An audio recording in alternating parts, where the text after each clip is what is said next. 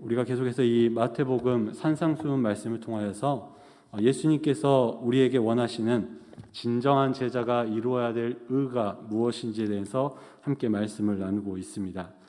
지지난주와 지난주에 나눴던 말씀은요, 예수님께서 이 의에 대해서 말씀하실 때 이 의를 잘못해가던 당시에 잘못된 바리새인들의 모습 혹은 위선자들의 모습과 대조시켜서 이 의를 말씀해 주셨습니다. 그리고 이어지는 이 6장 19절 말씀에서 시작해서 그 이후의 말씀에서는요, 이제 제자가 어떻게 살아가야 되는 존재인지에 대해서 명확하게 직접적으로 이야기하고 있는 것을 보게 됩니다. 그 직접적인 가르침의 첫 번째, 제자의 삶의 첫 번째 모습이 무엇이냐면 19절부터 오늘 우리가 읽은 본문까지 기록된 물질에 대한 말씀입니다. 제자가 물질에 대해서 어떠한 태도를, 물질에 대해서 어떠한 자세를 가져야 할 것인지 예수님께서 오늘 말씀을 통해서 우리에게 알려주고 있는 것입니다. 바라기는 오늘 말씀을 통해서 우리도 하나님이 원하시는, 예수님이 원하시는 물질에 대한 바른 자세, 또 물질에 대한 바른 제자의 삶을 이루는 귀한 시간 되기를 간절히 소원합니다. 19절 말씀에서부터 읽지는 않았지만 이 19절 말씀에서부터 보면요, 예수님께서는 먼저 이 물질에 대해서 물질이 있는 상황 가운데 있는 제자들에게 어떻게 살아가야 될지에 대해서 말씀하고 있습니다. 우리가 19절과 20절 말씀을 한번 읽어보도록 하겠습니다. 함께 읽겠습니다. 시작.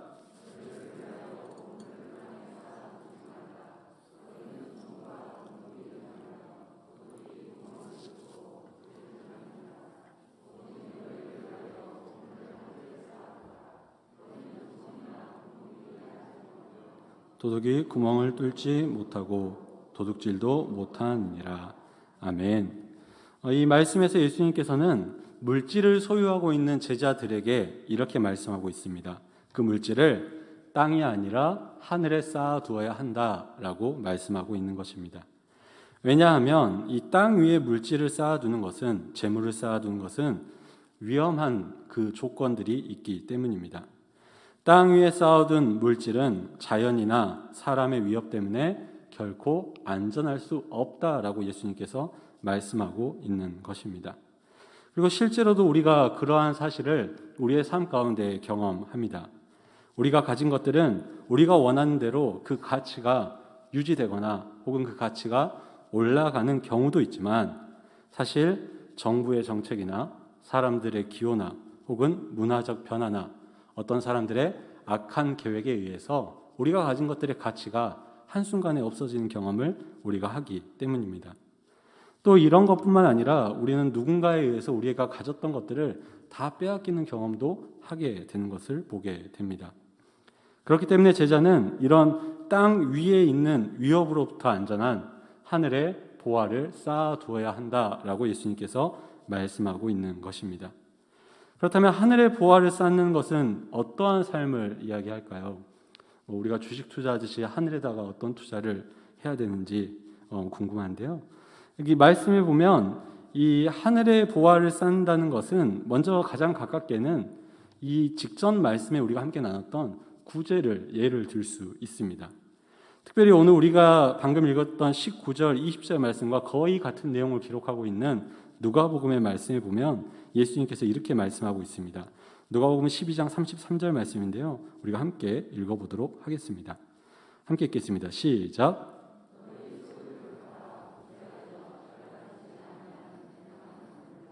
곧 하늘에 둔 바 다함이 없는 보물이니 거기는 도둑도 가까이 하는 일이 없고 좀도 먹는 일이 없느니라.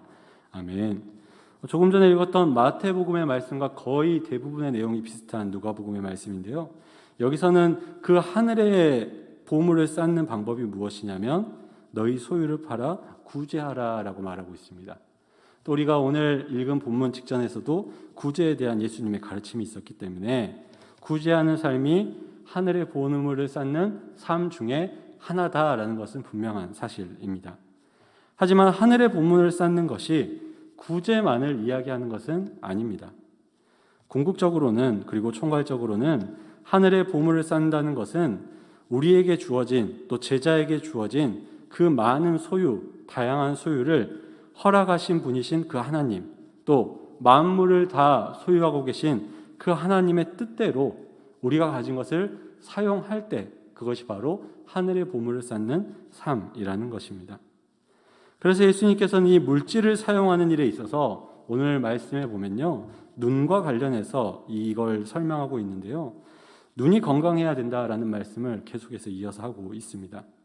여기서 건강하다라는 단어는요, 이 헬라어로 하플루스라는 단어인데요, 이 단어는 윤리적으로 두 가지 의미를 가지고 있습니다.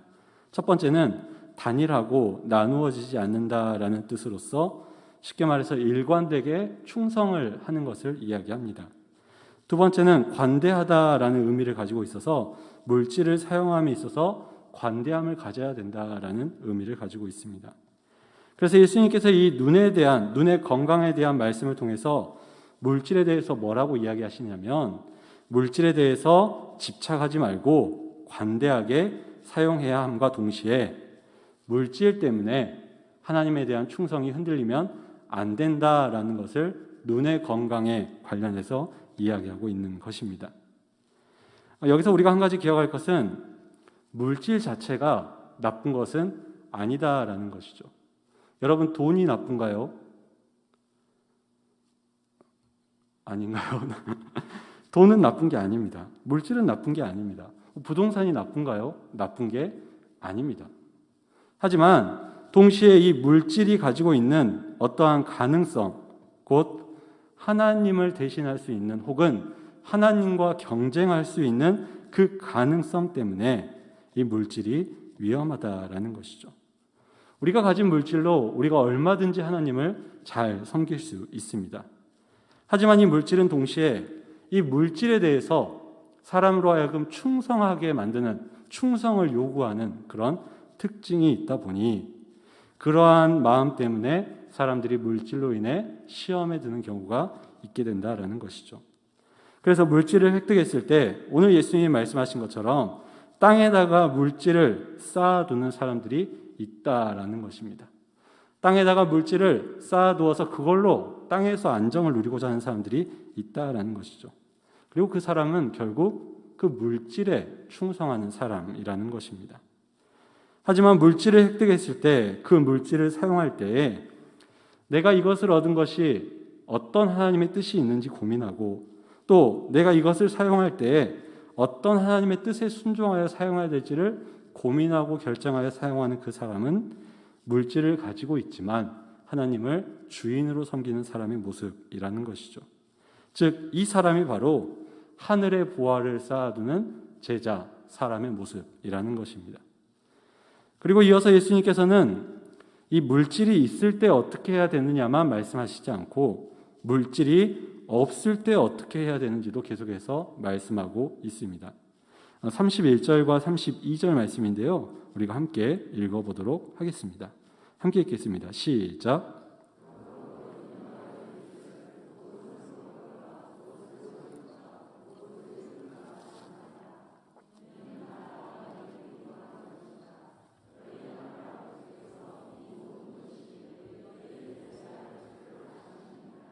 아멘.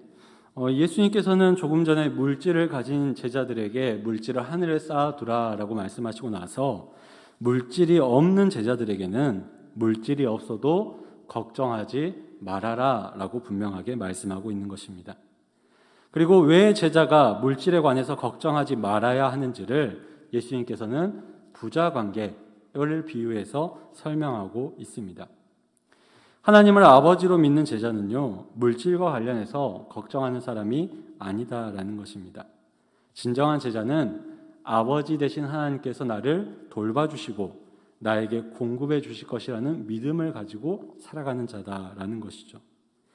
하나님을 주인으로 섬기는 제자는 그 물질적인 필요나 그로 인한 걱정으로 인해서 하나님에 대한 믿음이 흔들려서는 안 된다라는 것입니다. 예수님의 말씀대로 음식이나 음료나 옷이 사람의 목숨과 몸보다 더 중요하지 않습니다. 그리고 하나님이 더 중요한 것을 제공해 주시는, 허락해 주시는 아버지라는 사실을 그 제자가 믿는다면 당연히 그것보다 덜 중요한 음식이나 의복이나 먹을 것을 제공해 주실 것이라고 믿어야 하는 것입니다. 그런데 여기서 우리가 한 가지 기억할 것은 이런 하나님께서 무조건적으로 제공해 주실 것이다 라는 말씀이 우리에게 이런 잘못된 생각을 갖게 할 수 있습니다. 지금 예수님이 말씀하시는 것은요, 제자가 아무 일을 하지 않아도 먹고 살 수 있다라는 이야기가 아닙니다. 또 반대로 제자가 아무리 열심히 노력해도 다 필요 없다라는 이야기도 아닙니다. 지금 예수님께서 말씀하시는 것은 제자가 하나님의 자녀이기 때문에 이 땅에 있는 새나 들꽃보다 훨씬 귀한 존재다라는 것을 이야기하고 있는 것이죠. 또 일하지 않아도 된다거나 어떤 노력이 소용없다는 이야기가 아니라 제자들이 일을 한다는 것을 전제로 하고 예수님께서 지금 이야기하고 있다라는 것입니다. 그렇기 때문에 제자는 예수님께 말씀대로 내가 새나 들꽃보다 귀한 존재다라는 것을 기억하며 이 귀한 존재로서의 삶을 하나님께서 채워주실 것이라는 것을 믿고 살아가야만 한다라는 것입니다. 한 가지 참 재밌는 사실은요, 예수님께서 말씀하신 새나 들꽃은 일하지 않아도 하나님께서 그들을 입혀주시고 먹여주십니다. 그런데 하나님께서 일하지 않는 그 꽃과 새도 먹여주시는데 하나님을 위해서 일하는 제자의 삶에 먹여주시고 채워주시는 은혜를 허락해 주지 않으시겠습니까? 주님께서 제자들을 먹이시고 입히시는 것은 너무나도 당연하게 일어날 일이라는 것입니다. 그렇기 때문에 열심히 일하는 제자들은요, 자신의 필요가 부족할 것에 대해서 혹은 자신의 필요에 대해서 걱정하지 않아도 된다라는 예수님의 말씀인 것입니다. 물질적인 필요 때문에 걱정하고 혹은 그 필요를 채우는 데에 모든 관심과 노력을 쏟는 사람, 그 사람을 예수님께서는 오늘 본문에서 이방인과 같다라고 이야기하고 있습니다. 이방인이 이러한 것을 구한다라는 것이죠. 여기서 이방인은 국가적인 이방인을 이야기하는 것이 아니라 하나님을 알지 못하는 사람들을 대표하는 말입니다. 그들은 하나님께서 자신의 아버지라는 것도 모르고요, 그들은 하나님께서 자신의 아버지 되셔서 자신이 하나님의 뜻대로 살 때 필요한 것을 채워주실 것이라는 것도 알지 못하는 사람들입니다.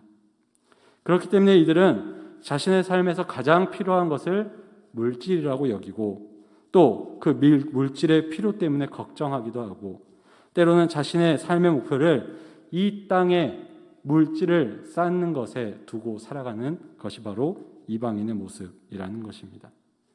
하지만 제자는 그런 걱정과 그런 잘못된 삶의 목표로부터 반드시 자유로워야만 한다라는 것입니다.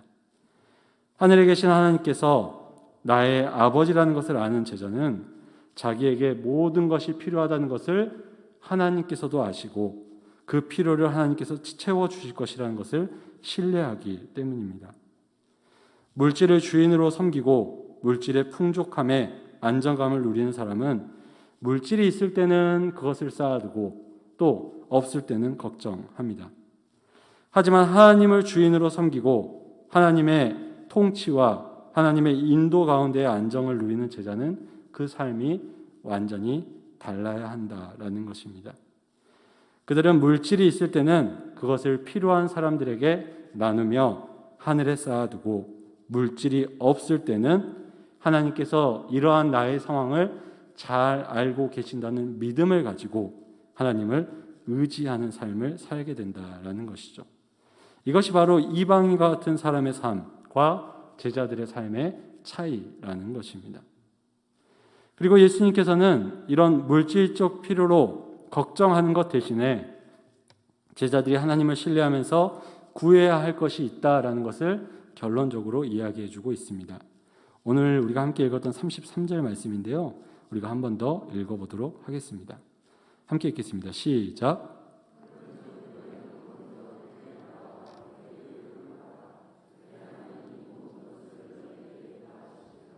아멘.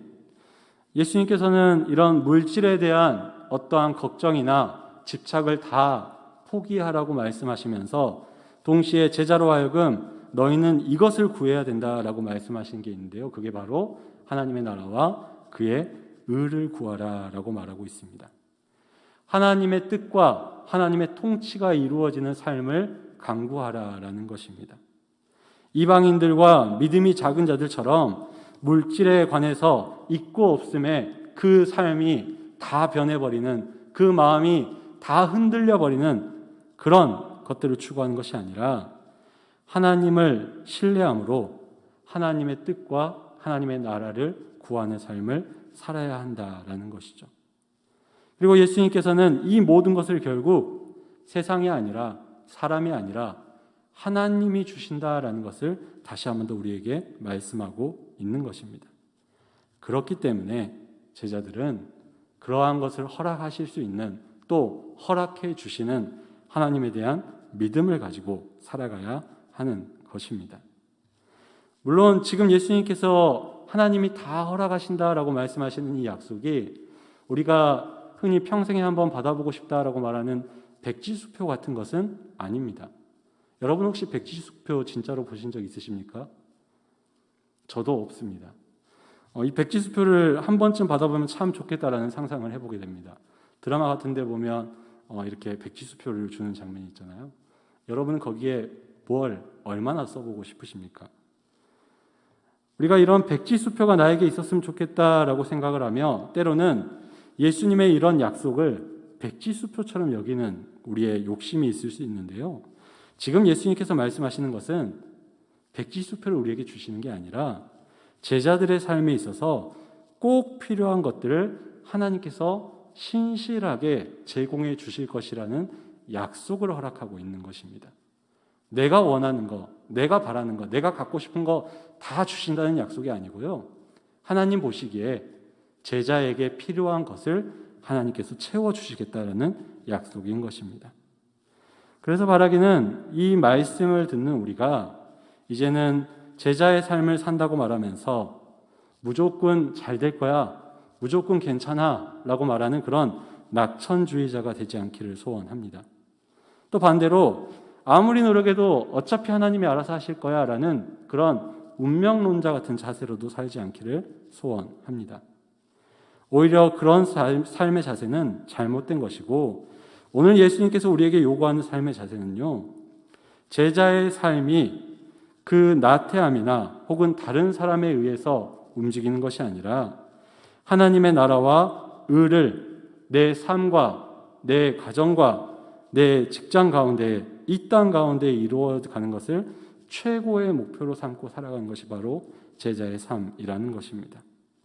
그리고 이를 위해서라면 나의 일을 최선을 다해서 하되 그 일을 하는 방식에 있어서 나를 죽이는 삶을 살도록 요구하고 있는 것입니다.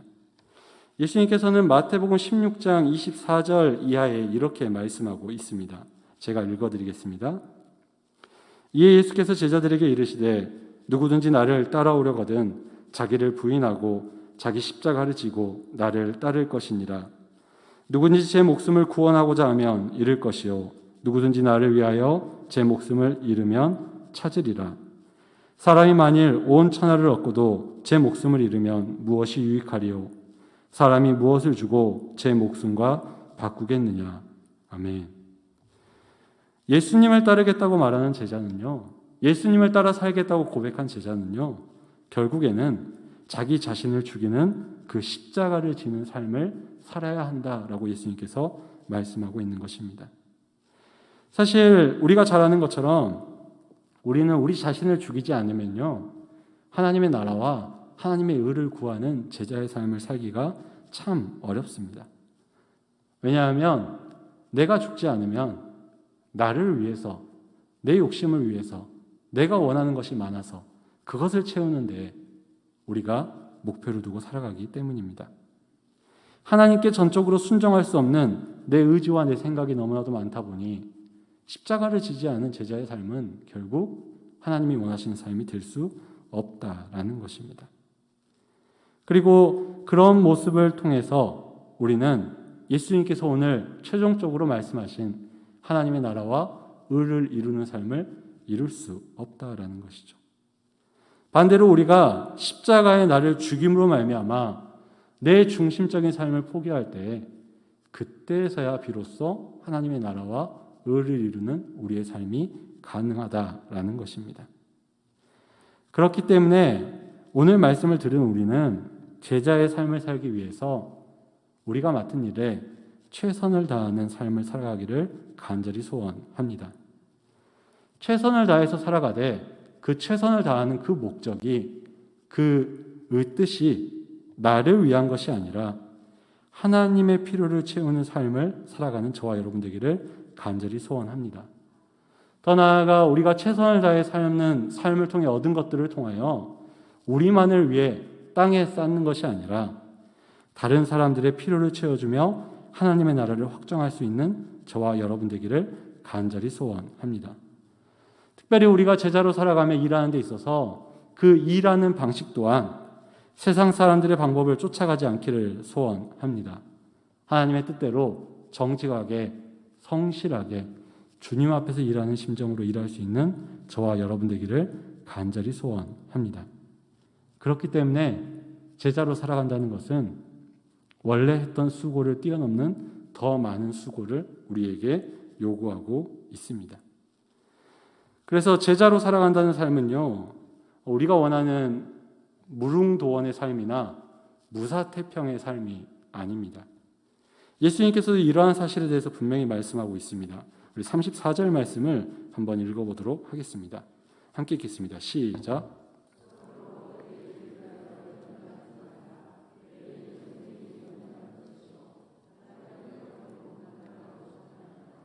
아멘.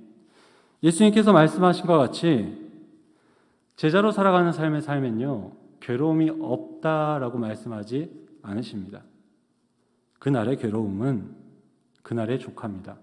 무슨 말이냐면요, 매일마다 괴로움이 있습니다. 제자다운 삶을 살기 위해서 그날의 괴로움이 우리에게 따릅니다. 내 욕심을 죽이기 위해서 괴로워해야 되고요. 세상의 쉬운 방식을 거절하기 위해서 우리는 괴로워해야 됩니다. 그것 때문에 찾아오는 고통과 손해 앞에서 우리는 괴로워해야만 합니다. 하지만 제자는 이런 고통과 괴로움을 미리 염려하지 않아도 됩니다. 왜냐하면 그러한 고통의 문제 역시, 그러한 괴로움의 문제 역시 우리 아버지 되신 하나님께서 알고 계시기 때문입니다. 그 문제의 해결책이, 그 괴로움의 해결책이 하나님의 손에 있기 때문입니다. 그래서 우리는 그런 하나님을 신뢰함으로 우리의 괴로움을 이겨내며 살아가기를 간절히 소원합니다.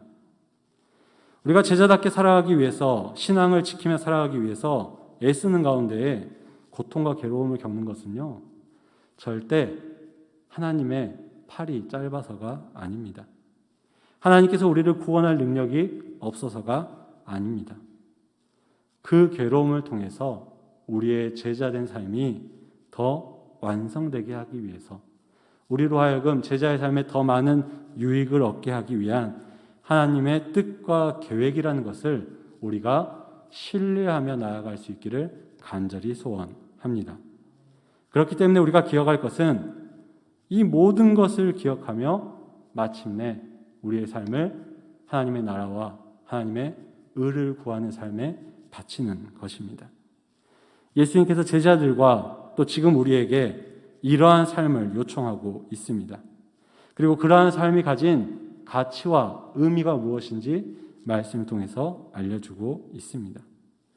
더 나아가 그러한 수고를 하는 제자의 삶 가운데에 하나님께서 반드시 갚아주실 것이라는, 반드시 채워주실 것이라는 약속을 하고 있습니다.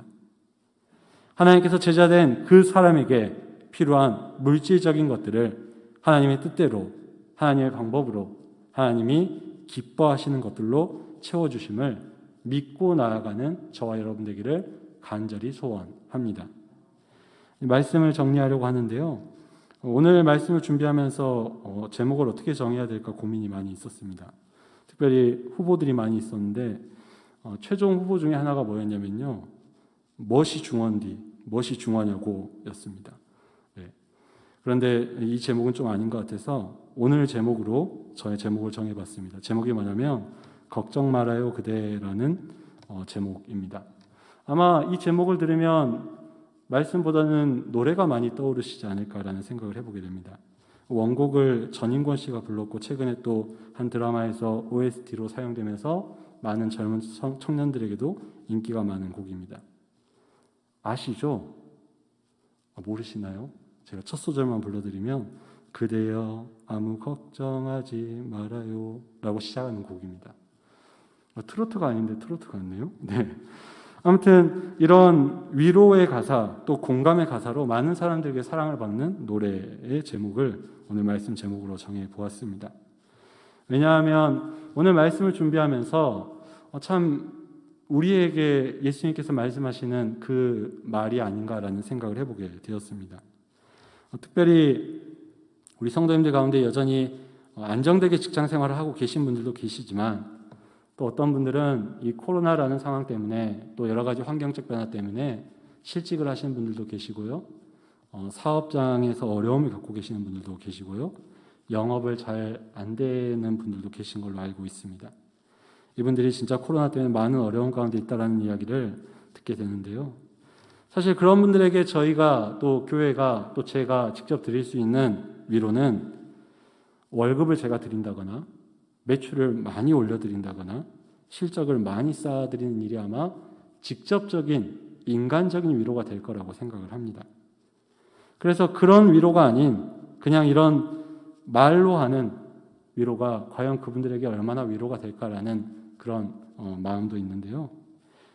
오늘 이 말씀은요, 사람의 위로가 아니라 예수님께서 지금 우리에게 위로하시는 말씀인 줄로 믿습니다. 걱정하지 말아라 라는 예수님의 위로의 말씀입니다. 바라기는 오늘 예수님의 말씀을 들은 우리가 걱정 가운데 사로잡혀 있었다면 이제는 그 걱정으로부터 자유로워지시기를 간절히 소원합니다. 우리가 하나님을 믿는다면, 우리가 하나님의 제자답게 살아간다면, 우리가 하나님의 나라와 뜻을 이루기 위해서 나를 죽이고 세상의 방식을 거절하며 살아간다면 잠시 우리에게 괴로움이 있을 수 있으나 걱정하지 마시기를 바랍니다. 우리가 아무 일도 하지 않는 저 밖에 풀이나 새보다 하나님께 훨씬 귀한 존재입니다. 우리는 하나님께서 피로 값주고 사신 자녀고요. 우리는 이 땅 가운데 세움받은, 이 시대 가운데 부름받은 하나님의 백성들입니다. 그런 우리의 괴로움과 우리의 고통과 우리의 필요를 하나님께서 반드시 채워주실 줄로 믿습니다. 예수님께서 오늘 다시 한번 우리에게 말씀을 통해 약속하고 있는 것입니다. 이제는 이 약속의 말씀을 들은 우리가 다시 한 번 더 믿음으로 일어나기를 소원합니다. 그래서 나에 대한 걱정이나 염려로 살아가는 것이 아니라 하나님에 대한 신뢰와 기대로 내일을 열어가는 저와 여러분 되기를 소원합니다. 그런 아름다운 미래를 꿈꾸며 하나님을 향한 믿음으로 승리하는 우리 모든 성도님 되기를 간절히 소원합니다. 우리 옆 사람에게 이렇게 인사하며 마치도록 하겠습니다. 예수님께서 나에게 위로해 준다는 마음으로 옆 사람을 위로하는 마음으로 이렇게 인사하겠습니다. 걱정 말아요 그대.